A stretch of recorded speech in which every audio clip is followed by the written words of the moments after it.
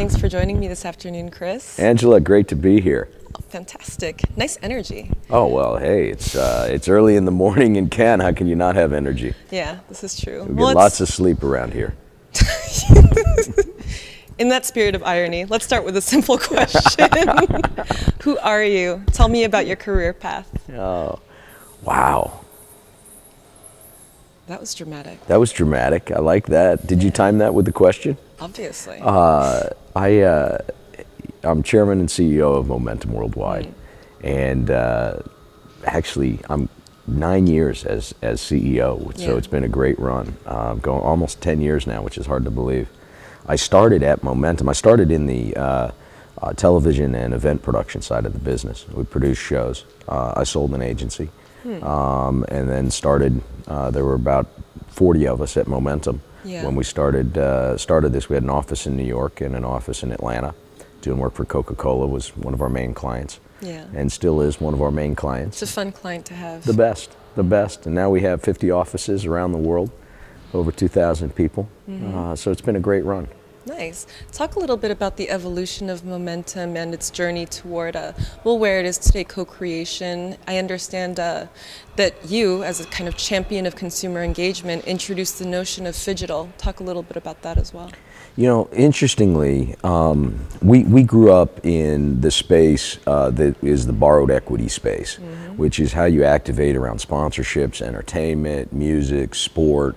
And when a brand comes on with, say, a tennis event, you want to make sure that the brand doesn't try to be something that it's not.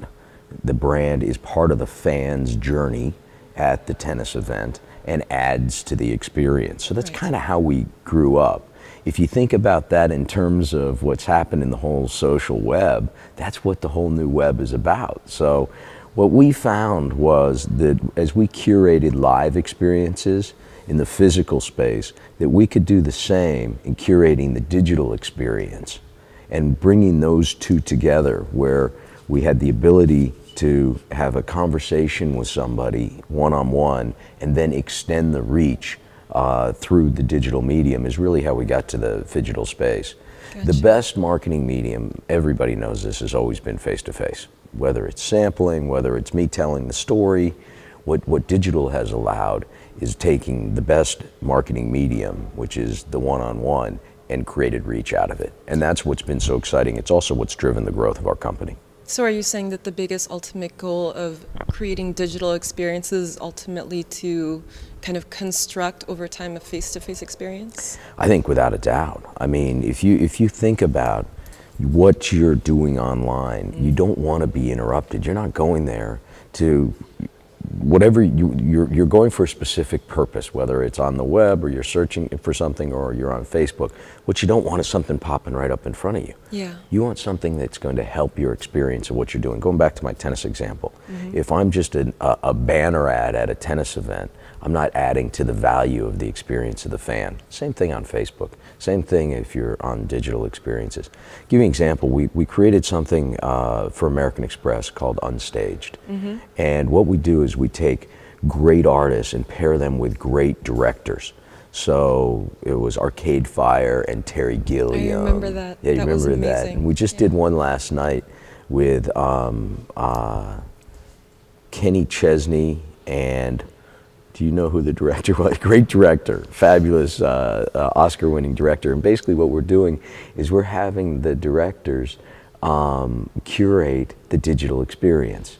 So you're watching music differently than just how it's been shown before. We're not streaming it. We're letting you get into the experience just like it is when you're live. It seems like when you talk about this, when you talk about immersion specifically, it seems that that you talk about it from personal experience, like you're a fan of this kind of work. Given that you work in the industry and that engagement is your focus, do you consider yourself particularly susceptible to these kinds of experiences? I'll start with, am I susceptible to the experiences? Without a doubt. And I'm the biggest critic of the experiences. And when they're good, like last night, where you had a mix-up with Erykah Badu, Mark Ronson and a supporting New Orleans band, you know, blues, jazz, party. a Microsoft party. Missed it. You missed it last night. It was awesome. It was a great experience. It was bringing together different people to create something that they normally don't do. It wasn't Ronson spinning, it was Ronson on guitar. And Erykah Badu, and supported by, you know, big horns, and that type of experience, that co-creation experience is really what we're all going to experience in the agency world going forward, because it's gotten so much more complicated. The days of going and nailing a tagline and then creating the visuals to go around with that are just gone. It's so much more complicated to reach the consumer, because the consumer has so many more choices, that it's a process of co-creation is what we call it. And it's with the brand, it's with artists, it's with the consumer, it's with technology partners, it's with media partners, and the whole experience, all of that coming together is what makes immersive, effective communications these days. How do you think this movement toward co-creation has changed the industry? And also, since you come from TV and production, talk a little bit about how that industry has changed too, because I know that their problems are unique and very rarely addressed. You know, interestingly, how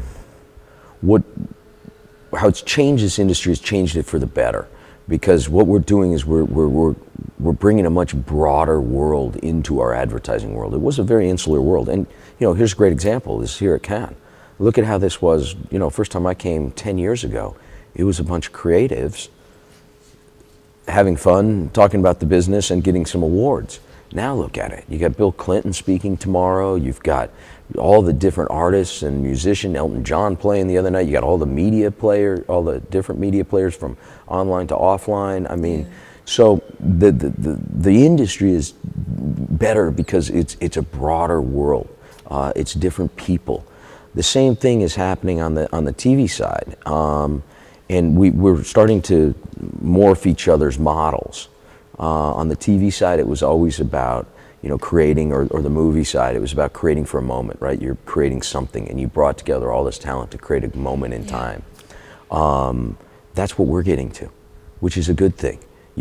Our model is going to move, instead of just carrying all this overhead, you know, there's this big agency and it's all got to be us. You actually have to carry. You got to be nimble, and then it's about the people that you bring in. It's about the co-creators that you bring in to create moments in time. And that's the exciting part about this business right now. What are you looking forward to in the near future? Where do you think things are going? What are you excited about? Sleep. Yeah, Cannes will do that to you. Yeah, it does that to you. What I'm excited about in the near future, here's the thing that really gets me excited about this business, is that pretty soon we're going to have an unlimited number of channels out there. And when you have an unlimited number of channels, there's a huge demand for content. And what's going to happen with us as an industry is, I always say the old adage of, do you want it fast, do you want it good, or do you want it cheap? Choose 2 out of the 3, which is what everybody used to say in this business. That's out the window. It's now you get all 3. You got to do it fast, you got to do it great, and you got to do it cheaply. We are in the moment of disposable content, like this interview.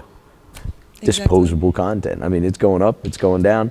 So what that means is we need to change our model to be able to create faster, create better, create cheaper, because it's disposable, but the amount of work that we have to do is going to be exponential, and it's going to be wonderful. It's going to be, it's great. So the ones, and technology is allowing that also. I mean, look at what it takes to do an interview now, creating content. I mean, everybody's shooting, you know, the production values, and what it takes to create good content is a lot easier than what it used to be. This is true. Yeah. Well, thank you so much for joining me this afternoon. Angela, the pleasure has been mine. Thank you for having me.